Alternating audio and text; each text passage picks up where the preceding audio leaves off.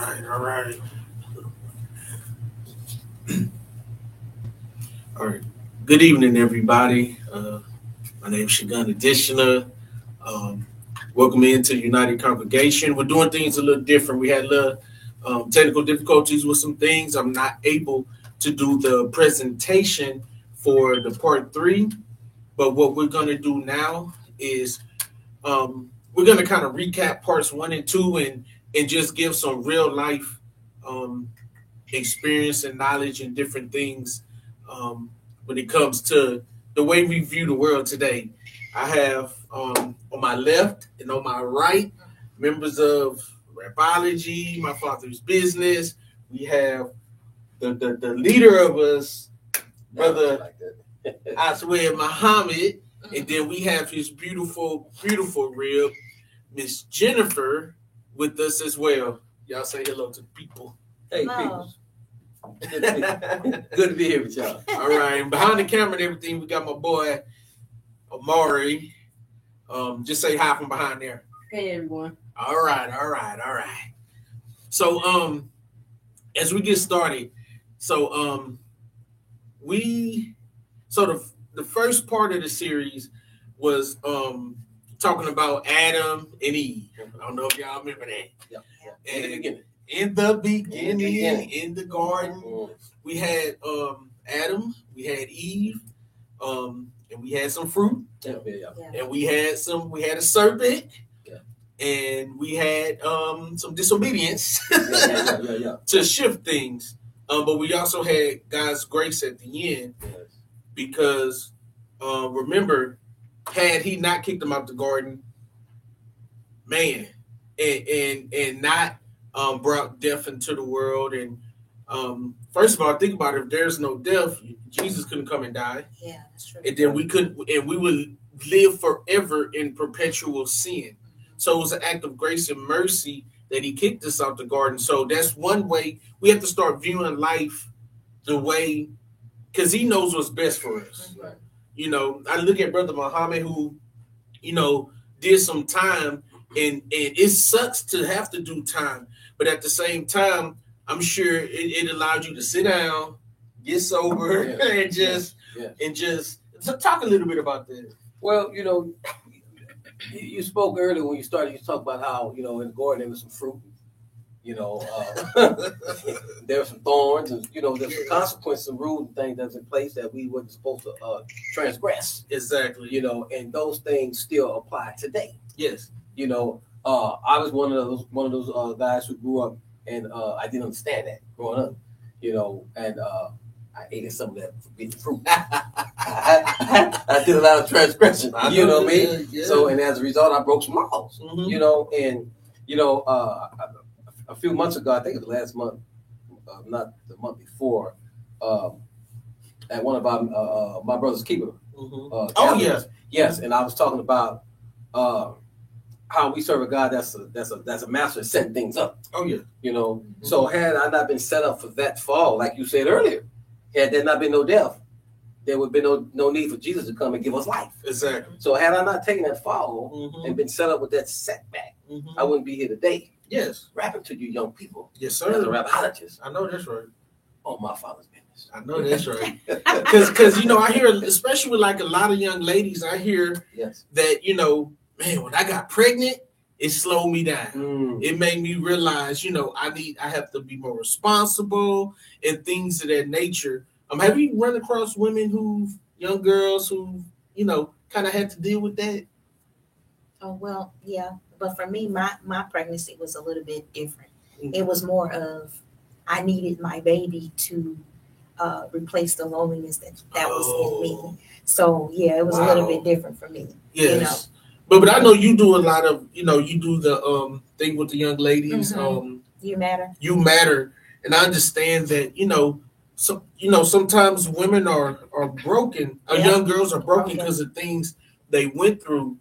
And like you're saying, a lot of times a child gives them somebody to love, to care for.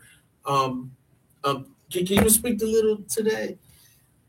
Well, that's what we think. Because we be so broken, right? Yes. And traumatized that we think that once we have this baby, it'll love us. It'll fulfill the void that is in us. When in reality, that's not what's going to fulfill the void and the emptiness in you. You know, Yes. it's going to take God.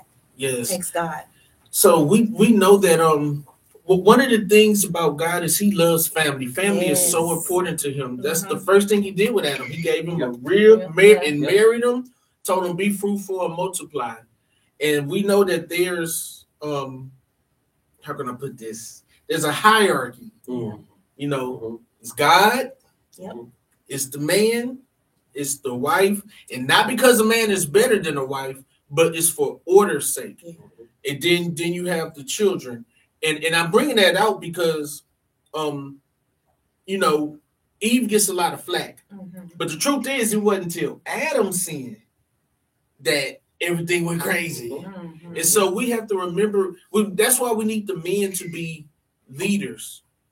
And it's not that women aren't capable of doing things, it's just the order of things. And part of that was because of the sin. Mhm. He said, you know, that not only will you have to suffer through childbirth, but the man will, you know, rule over you.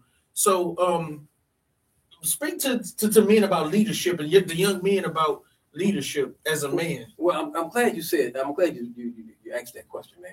Because while you were talking, things was running through my head, and I listened to Lady Jennifer earlier, and she's talking about, you know, young ladies who've been traumatized. Yeah. You know, and they think, you know, they need to have babies to fill Mhm. voids or what have you, what have you. Mhm. You know, and on the other end of that, on the same coin, you got young men these days. Yeah. Wasn't so much.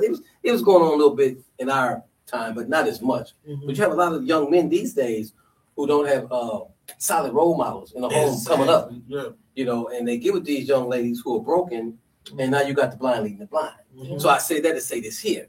You know, it's like history repeating itself. Man. Because remember, in the garden, the man was punished because he ate. The Bible says that the woman, when the woman saw that it was a thing to be desired by the eyes, she did eat, and her husband with her. Mhm. So I said that to say that there's still some fruit today, young men, that are Mhm. forbidden. Yeah. You know, so I mean, you know, you struggling, you trying to figure things out. You get with a young lady, she's struggling, she's trying to figure things out. Now you got a whole problem on your hands. Yeah. You know, so what I would say, man, to any young man, be patient, take your time, and open your ears and listen, man. You know, God has given us this thing called discernment. Oh yes. You know, we know right from wrong. Yeah. You know, by the time you 11 or 12, you pretty much know right from wrong. Yeah. You know what I mean? Yeah. So, I mean, come on, man. I mean, we got to get to the point Excuse where, me. you know, we start having vision. We talked about earlier about the spaceship. Yeah. About higher understanding, higher knowledge, man. Yeah. You know, but I said to say that, you know, we got to quit just thinking in reference to what we see right here in the natural. Yeah. You know, we got to realize that there are consequences to our actions. There's always a bigger picture, you know? So I don't know if that answers your question, man. I don't want to take off too fast too soon, you know, because this thing is serious, man. Oh yeah. You know? Oh yeah. So Can I go ahead. And then when you was talking about everybody giving, Eve she gets the bad mouth. Well, and I understand that because at the end of the day, She played a part. she played her part, but like you just said, God is the head, then the man, and then Eve, because God did create man first. Mm-hmm. And some women might not like what I say, but he did create man first. He did. And we are not supposed to, but we are supposed to submit to our husband, submit to the man. They gotta be worth submitting to. They gotta be worth submitting to. And I ain't talking about submitting to a man that beats you. I'm not saying that. And I'm not talking about submitting to a man that cannot lead you. That's right. Because a man that leads is because he followed Christ first. That's right. So I'm talking about that type of man, a man that has a relationship with Christ. That's who I'm talking about.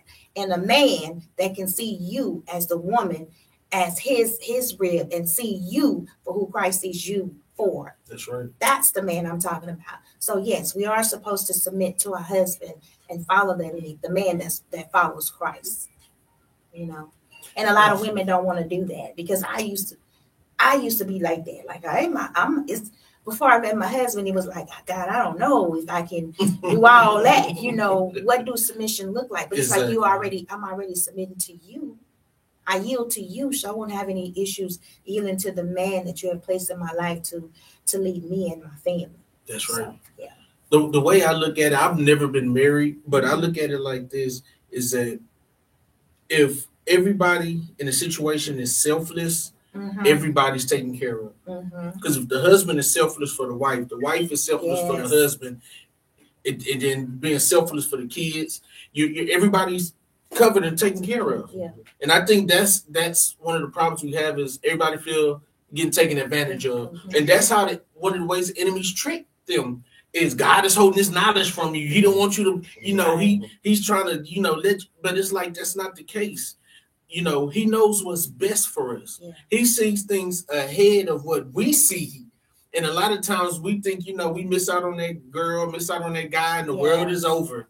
Oh man. But I always say this, it's what, 4 or 5 million people in Houston. If you're a guy looking for a woman, a wife, it's probably what, 2.5 million women. And out of that 2.5 million, maybe 1 million of them are Christian. And out of that million, maybe you may be attracted to 20,000 of them. That's a 1 in 20,000 chance that you can meet somebody. Yeah. The odds are still in your favor. Like you say, if you just be patient, of course, Adam didn't have to be patient. Eve was the first. She was brought right to him. So, and we're just recapping the first 2 parts because they play a part as to why the world is in the state it's in today. Because at first, all we had to do was tend to the earth, have children, and be happy. There was no death. There was no poison ivy plants. There was no, so, but now sin is here. So the first part really talked about sin entering the world. And we know how crazy sin is, how serious it is. The Bible says that the sin can separate us from him. Yeah. And that's the last thing we want to do is be separated from him. And not only that, sin opens up doorways for the enemy to come in. Right. And people say, I hear believers say all the time that, I'm saved, so I can almost do whatever I want and I'll be all right. And I use this thing. I say, that's like saying you're going to smoke a blunt, but not let it get you high. That's not how that works. That's not how that works. If you drink a ton of alcohol, you're going to get drunk. If you keep drinking, you could get alcohol poisoning and you could die. It just is what it is. So we're talking about so now the first part is talking about how sin came in and how it has infected us. It's an infection. It's a cancer. Yeah. Sin is serious. Yeah. And the reason why, because people ask the question, if God made everything good and perfect, how did the angels rebel? How did sin? Where does sin come from? Listen, he gave us a thing called free will. And without free will, we could not understand the concept of love. Because we would just be robots. We was like we live in a simulation, like the game The Sims. Yeah. That's what it would be like. But because of free will, because he respects us, he says, I stand at the door and knock. And if any man will open up, I will come in. If. See, he's a very conditional God. He loves us unconditionally. But guess what? How many times the Bible say, if my people, which are called by my name, if you do this, you will be blessed. If you do this, you will be cursed. He's very conditional. So the first part is really talking about how sin came in and how it has infected us. And I know me, myself, even though I grew up in church, I've messed up. I've had to deal with the consequences of my mistakes and mess ups. And I always tell the young kids, I grew up in church and I still bump my head. And imagine how much worse the world has gotten, how much more God you will need. Yeah. So can you speak to that, just how much you wish you would have listened to some of the older heads or wish you was more in church going and things and how it could have helped you or? Yeah, well, I often look back over my life, and I always have those what if, yeah. What if I listened? What if I went this way? What if I went that way? And I'll never know, Yeah, you never know. What the outcome would have been. Yeah. But I do believe, like I said a couple months ago, man, I believe that we serve a God that's a master at setting things up. Mm-hmm. And had I taken any other route in life that I took back then, I wouldn't be the man that I am now today. Oh yeah. And I love the skin on me. Oh You yeah. know what I mean? So I mean, hey, you know, I made a lot of bad decisions. I made some right decisions. Mhm. You know, but at the end of the day, I truly believe that I'm who God called me to be. Okay. You know, at this point. Okay. You know, so yeah, man, I wish I would have been a lot more conscious. I wish I would have been reared and steered in the Word of God. You know, coming up, and like I said, I had those opportunities. You know, my stepfather, you know, had us in the masjid as Muslims when I was about 7 to about 11. Then when we deterred from that, when I was turned like 16, 17, my mom used to try to get me in the church, and I just had been turned by the world. I had guess what? I had eaten of that forbidden fruit. That's right. Called the world. Yeah, and you had that taste in your mouth. Yeah. You had that You know, taste. You so, wanted yeah. some more. Yeah. Because we as humans would never satisfy. No, yeah. You win the lotto for 100 million. You wish it was 200 million. Yeah. That's just how we are. Yeah. So, Lady Jennifer, I want to direct to you on this. Because I know, especially as women, y'all are much more compassionate than us and things of that nature. Talk a little bit about, you know, giving people grace and love and long suffering with people and you know, that kind of thing about just having grace on people who are maybe not where they should be at yet, you know. Mm-hmm. Oh wow. It took me a while to get to that place because of you know, just having a relationship with Christ. Because I didn't know what grace and long suffering was. I knew it was for my children, but to give it to other people, well, he say I'm kind, so he said I'm too kind. So I must have was doing it and didn't realize it. Yeah. But when it comes to my kids, I'm just that person to them. You know, bending over backwards. I don't know if I did that for other people though, because of my upbringing. Yeah. You know, because I was too guarded in my life, too guarded to where I didn't really allow people so much to come in. You know, it was more of a let me get what I need and let me get what I want, and then you kind of like go your way kind of thing. You know, but that question you had asked him earlier, I can say for me, I know that I didn't have what ifs because I realize where I'm at now is like, I'm glad that I went through all the things that I went through in life because it got me here. Okay. It got me here to where it put me on that path to love Christ. It put me on that journey to want more of him. So I never had those what if I did it this way. Yeah. Now I do have that. Well, God, I wish you could turn me back in time. Baby, I know what I know now. I'd be woo, you back know, to that like, you type know, of 17, stuff. 18. Yes. Like, you know, I'd have been like, nope, no, you know, and things like that. Go back to your younger self and slap him. Yeah, you know. He like, don't do that. You better do that.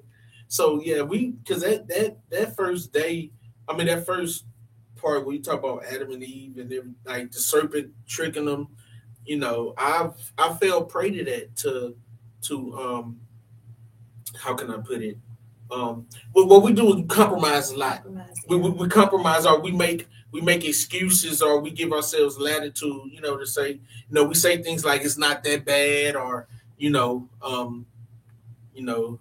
only God could judge me, or you know, you can't judge me, and knowing within ourselves we already feeling guilty, you know, but you know that grace is amazing.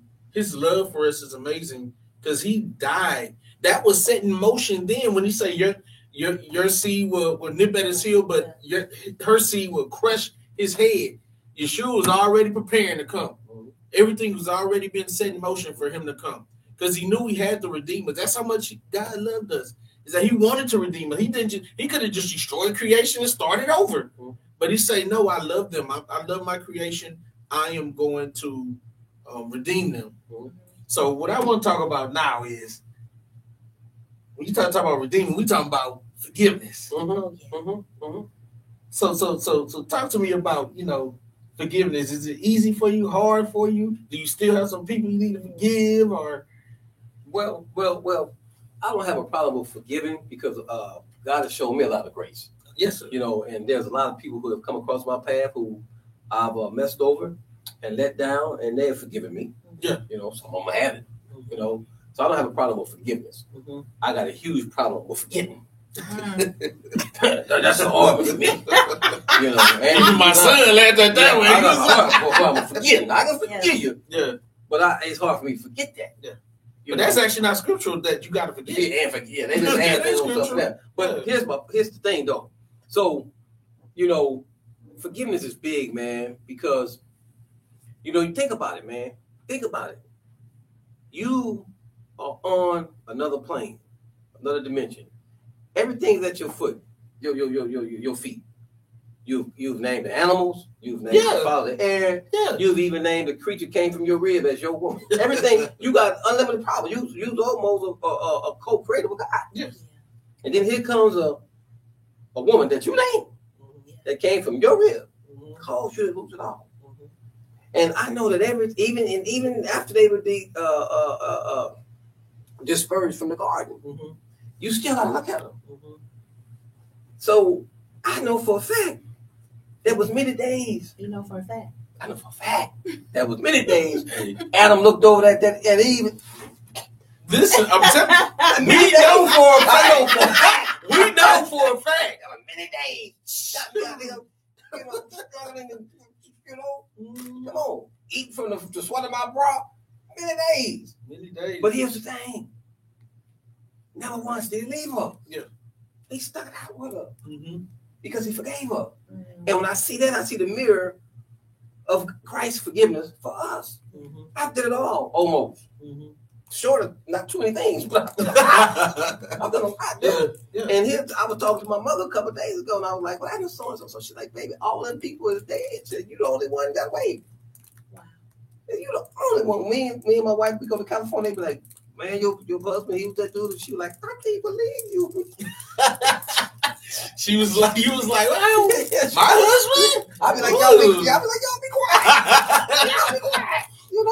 But man, so forgiveness is big, man. We gotta learn how to forgive. And it took me a long time to make that distinction. I forgive you. Hey man, I forgive you, man. Don't even worry about it. But I'm not gonna forget that. Because I don't have that energy and that time to set myself up again for whatever that offense was. You learn from it. Yeah, there's nothing wrong with learning from life experience. Yeah. We're supposed to. Yeah. Because that's the definition of what insanity, doing the same thing over and over, expecting a different result. Mhm. No, you can't forget. Mhm. No. That's why they did, the children of Israel did those things over and over for years, is to never forget. Mm-hmm. Mm. Mm-hmm. Okay. Yeah. Okay, that makes sense. Well, let me. But I was going to ask, like, well, you can't forget, but you want God to forget what you've done, but you can't forget. Mm-hmm. God never said he was going to forget. He said he forgive you. But he said it's your sins is far away from the west. As easy as from Yes, the west. yes.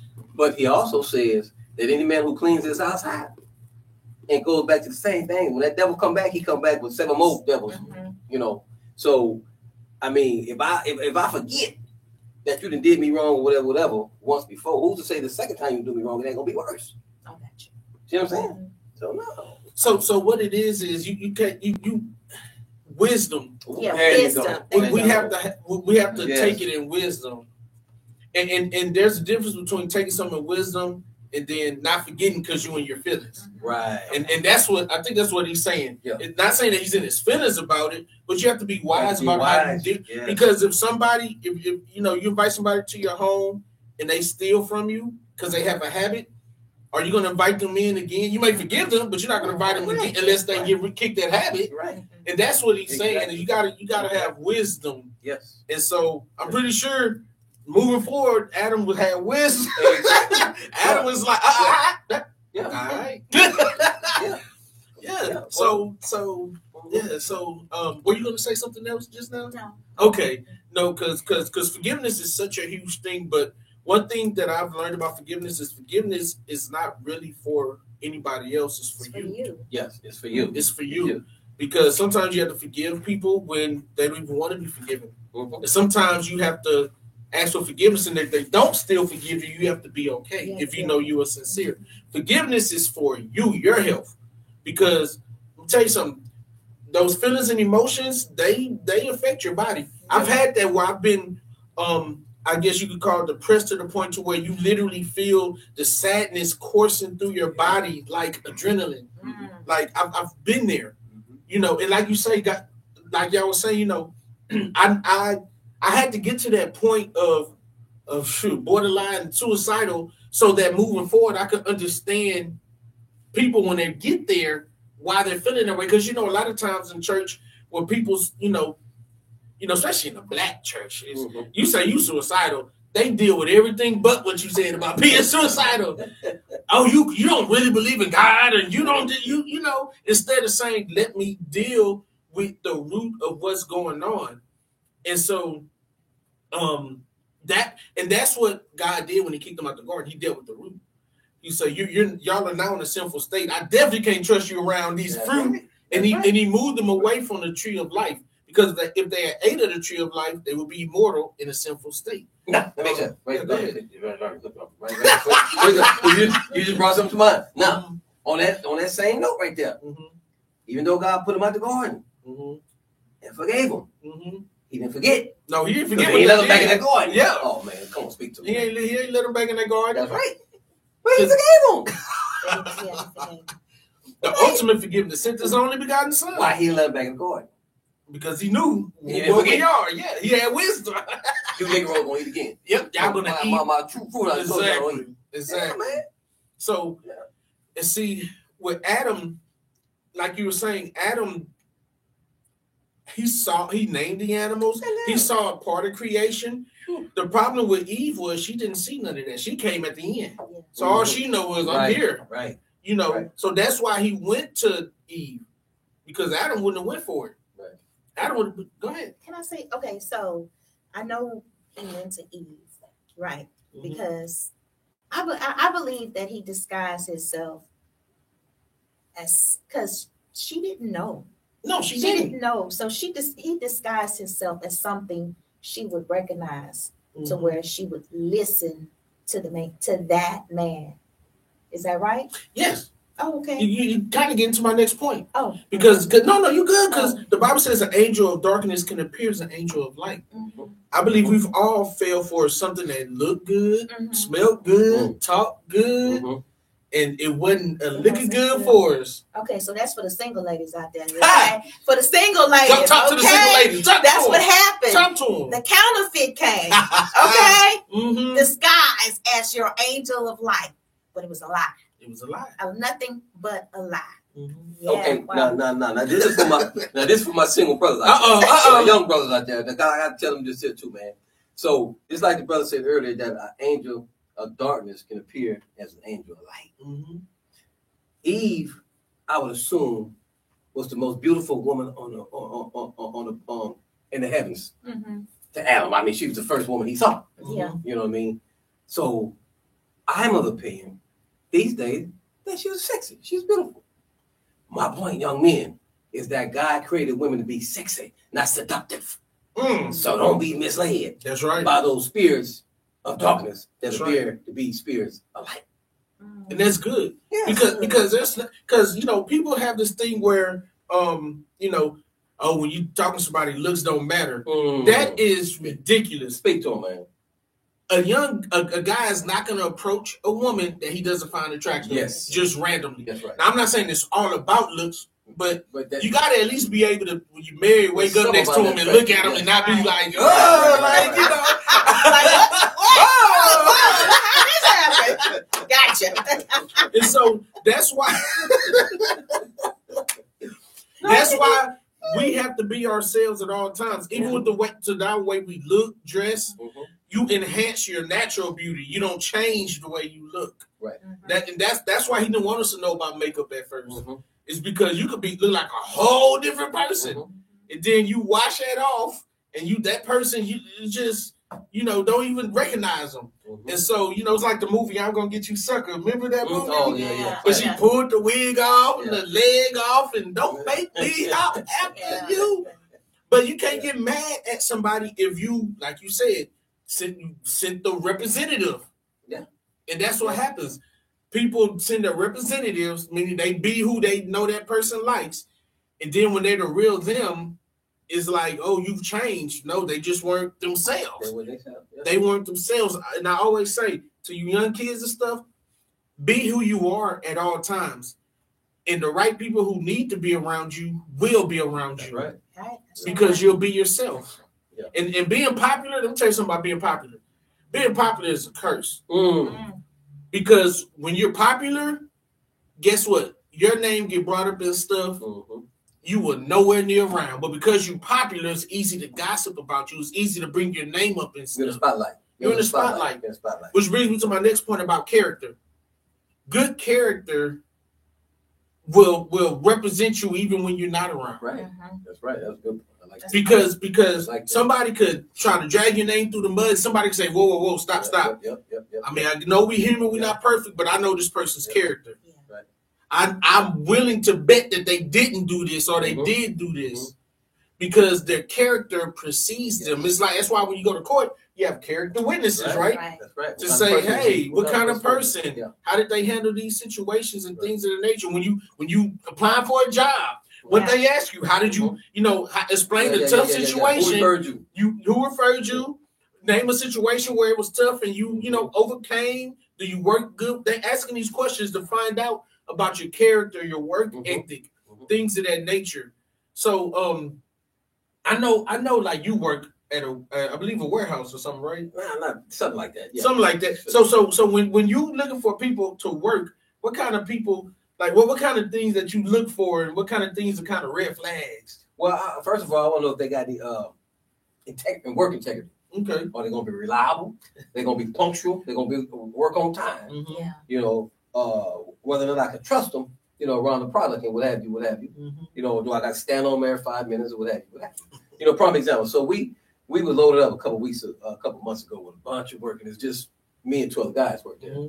So we suggested, man, let's get us a temp up in here. Because all 3 of us are elderly guys, we all not 50. Elderly. He said elderly.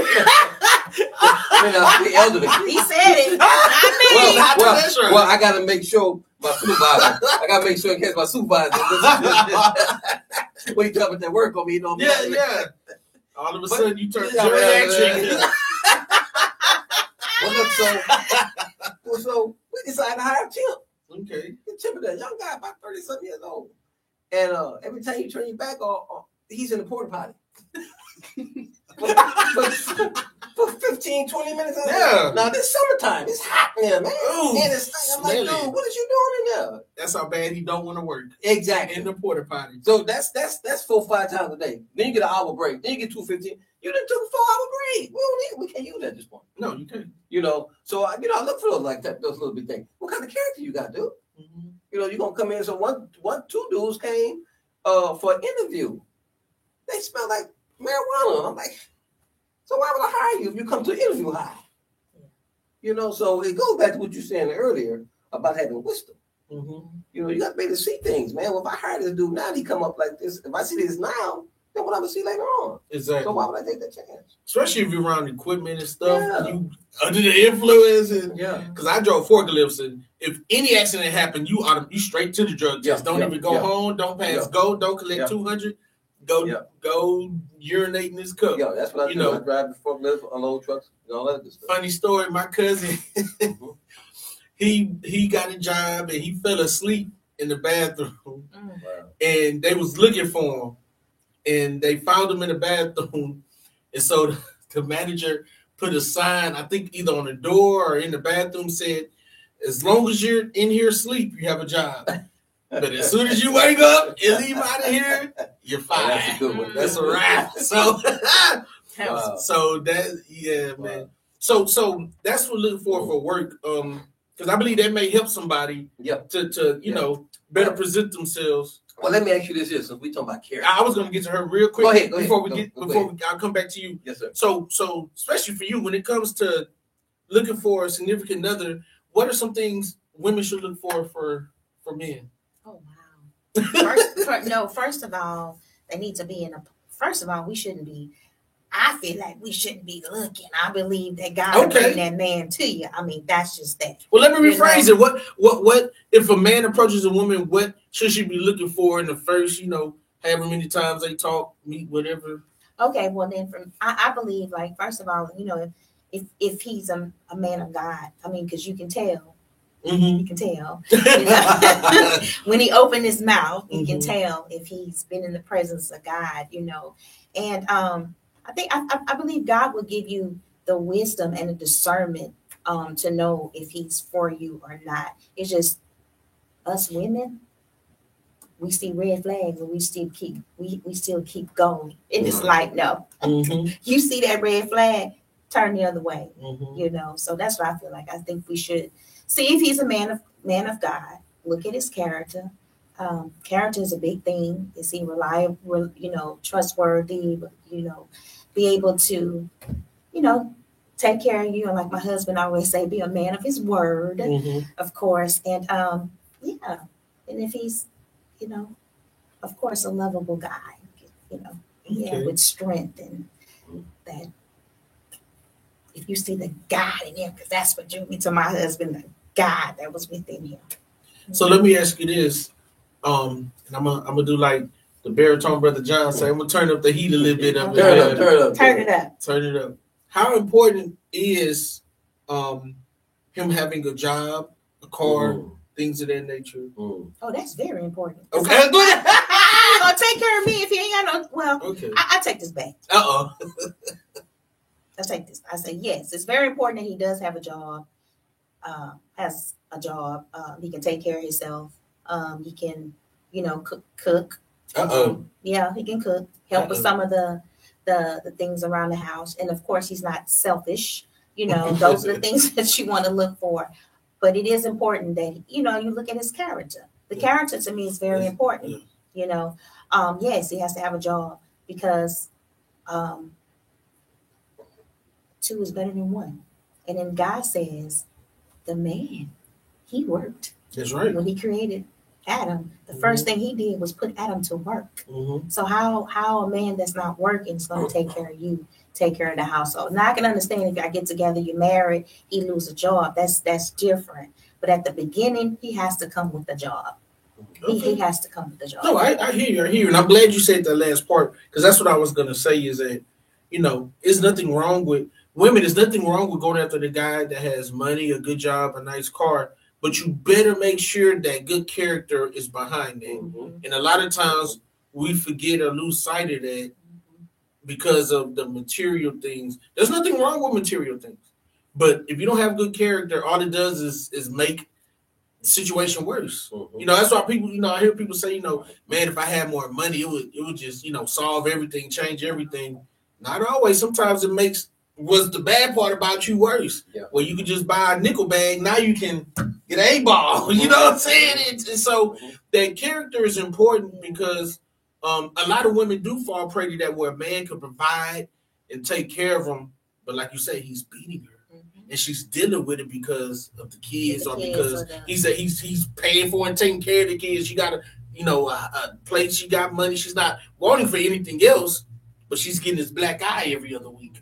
You know what I'm saying? And so it's important to have that balance to where there's nothing wrong with making sure a man handles his business, but if he doesn't have the good character as well, because sometimes, people can lose jobs. People can fall in the scales, get taken advantage of. But if you have a hard-working, good character person, you could build back up again. Character is important. So wait, can I say something? Yeah, go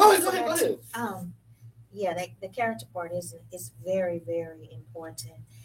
And also, as women, we need to know our worth as well. That's right. Because God is not, it's just me personally. I believe God, once you start, as a woman, you start knowing who you are and know that you are worthy and know your worth.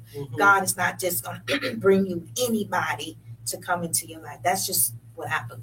Yeah. I believe God, he has someone for us. Each and every last one of us has that designated person, So that's what I believe. You hungry, brother? I ain't the stomach over there growling. He's like, Yeah, I ain't ate all day. Man. oh man, you fasting? No, I'm just trying to keep my fine.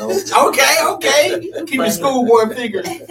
Okay, but and you're right. As far as on God's side, He wants to send you the right person, but we know the enemy can send the wrong person The too. enemy send He sends the counterfeit. the counterfeit. He sends the potentials. And that's most of us as women, we look at the potentials and be like, oh yeah, I can work with that. I can fix that up. Oh, and he can be the man of God for me. That's what you just said, that he can be the man of God for you. And that's not what God has for you.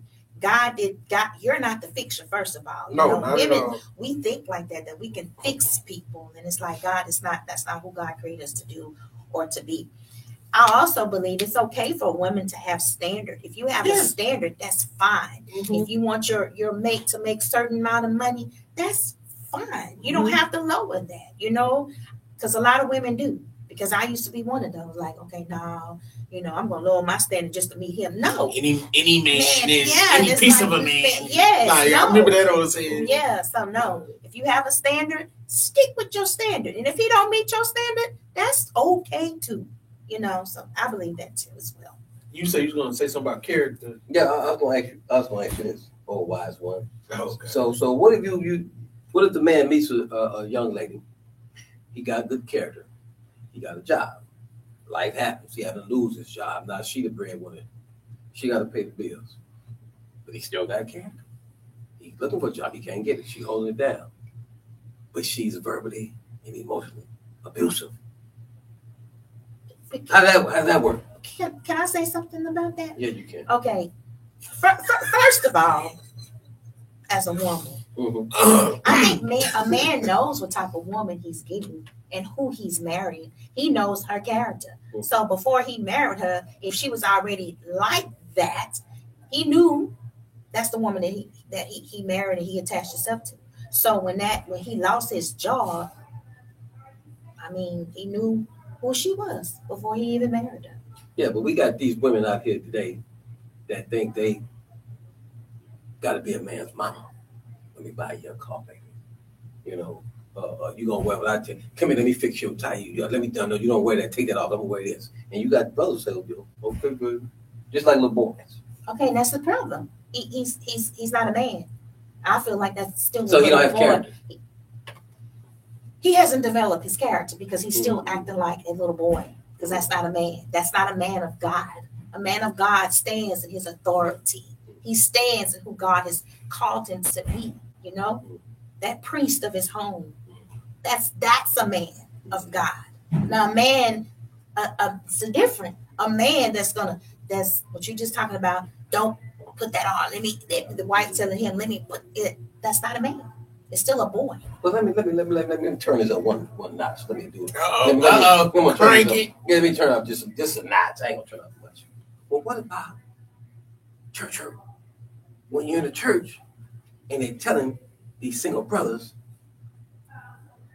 be patient, brother, because we got 6-figure women in here that's gonna do some things for you if you just. Sound like pimping. That's what it sounds like. That's church hurt. Because the church is hurting a lot of people. They matchmaking based on the financial part of it. The financial part of it. All these these what's the word I'm looking for? False precepts. Well, when we join these two people together as a couple, we'll be looked at as a pastor. They're trying to keep that money in the church. Right. Exactly. They're trying to keep it in the church, but you got to understand the word of God says what he put together, nothing can separate what he does. So when he puts it together, that's the key thing. When he does it, when man try to do it, how many times do you see it fall? Well, and that's what I'm saying. You got many couples all over the world that come together because the pastor or the first lady or somebody in the church hooked them up. And they come together Sunday looking like the ideal couple, tithing big time. But when they leave, they hit each other's throat. Yeah, but they sleep in different beds. They having relationships on the side. I've seen it. I've seen it. We've seen it too. But like he just said, that's just like just keeping the money in the church. And for that, I say this, if that's going on in the church, I mean, it's time for people to reevaluate where they are spiritually with Christ. Because if you're in there and you see these things going on, you got to, we as people, as the body of Christ, we can't keep our eyes on men. We got to keep our eyes on Christ, and we have to really do our own evaluation. We have to search our heart and realize, are we in this place we call the building? Because if is Christ there, or are we just there just to, because we're comfortable, right? Just getting that word, and we getting the hallelujah, right? Just for that moment, but we going back out there broken because we like where we at. Well, we don't want to face who we really are. You see what I'm saying? I see what and you're there's saying. No accountability. Well, is it safe to warn the viewers right now about pimps in the pulpit? Is it safe to do that? Well, you started it. Go ahead. Well, the man said it sounded like pimping to him. Yeah. So I'm saying, is it safe? Because here's the thing: you can have all the biblical knowledge that the world has to offer. You can be a theologian and have different doctoral degrees in biblical studies and esoteric teaching, whatever. But knowledge is one thing. Mm-hmm.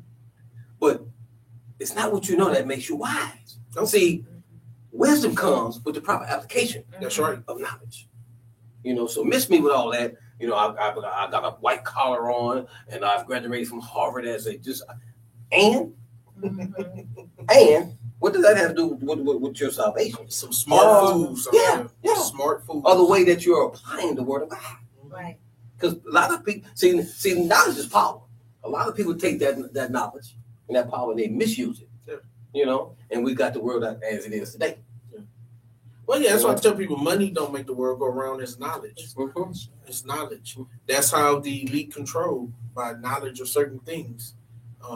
Certain knowledges they hoard, they hide. Certain knowledges, technology, things of the nature. That's how they control the world, through knowledge. You think the elite are afraid of these athletes with money? No, because they know all they gotta do is scam them out of it, or get them caught up in the court system and take all anytime they want to, they can take money.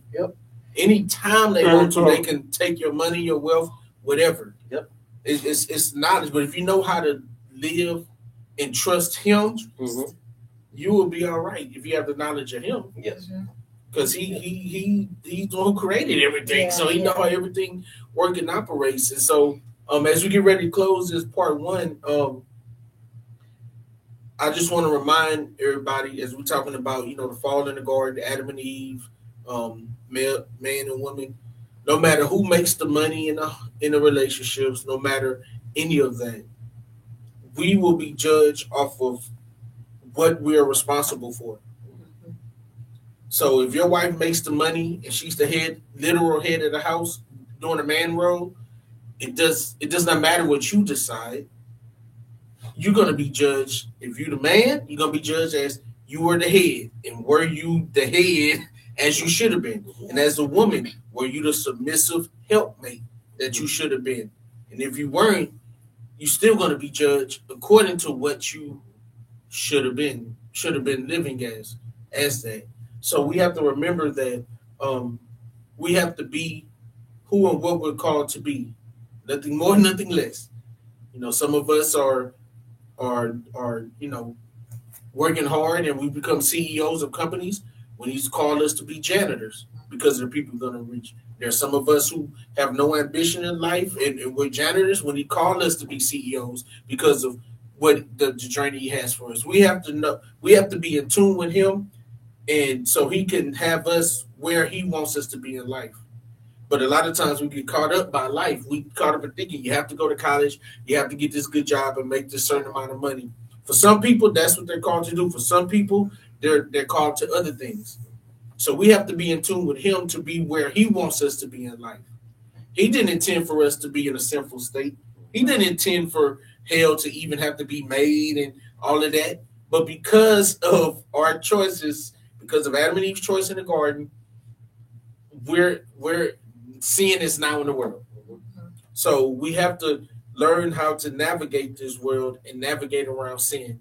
And you know how we do that? With His word. Not in our common, quote unquote, common sense. The Bible says, His ways not our ways, His thoughts are not our thoughts. There's a way that seems right to man, but the end thereof is destruction. You know, that's why I say, hide your word in my heart that I might not sin against you. You know, your word is a lamp unto my feet and a light unto my path. Yes. Trust in the Lord in all their ways, lean not to your own understanding. In all your ways, acknowledge Him, and He will direct. I could go on and on with Him telling us to stop thinking you know it all, Yes. and lean and depend on Him. If Adam and Eve were obedient to Him, we would be in a totally different situation right now. But because, you know, they were disobedient, everything changed. But because He died and He rose again, everything is going to change again.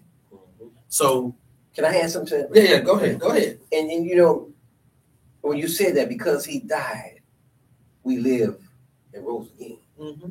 Sometime, in order to live, you have to die. Yeah. Yes. So you have to kill those negative thoughts, Yes. negative habits, Yes. negative influences in your life. Yeah. Mm-hmm. Sometimes you even have to put that thing called flesh to death. Yeah. Every day we got to die Yeah. to ourselves. Yeah, Mm-hmm. Every day. every day. Because if Eve had cut off that conversation, killed that conversation Right there. with the serpent, Yeah. cut it off, killed it. Yeah. It wouldn't have. Because Adam would have came along, be like, "What's going on?" Mm-hmm. You know, Mhm. and been able to help squash the situation. And see, and that's what I was saying earlier, man, about men looking at the bigger picture. See, me personally, if I was blessed with the first and only woman in the garden, and she was gone too long, I won't know where she at. She ain't gonna have no business. She ain't tired to have no conversation with nobody else. No, Yo, where you at? not at all. No, man, come on. He gave you what to eat. What? Where you at? Man, listen. No, come on, man. So you mean we got to step our game up, man? Listen. Can you imagine, man? I'm sure Adam was in the best shape he could have been in. Yeah, what I'm talking about? Listen, Come on, man. the only man, the only woman on earth, and God married us, told us to be fruitful and multiply. Yes. That's what we've been doing all day and night, being fruitful and multiplying. Yeah. Well, not only You got that. time to be apart from me. Where you at? What you What doing? you doing? We can't Yeah. multiply. You ain't. Let's go take a break, man. Oh, all right. All right, so we'll be back in what? Talk to About them. 10 minutes. 10 minutes. We'll 10 see y'all minutes. right back here.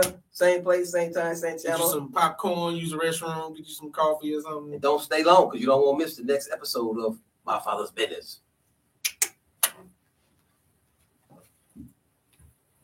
That was good.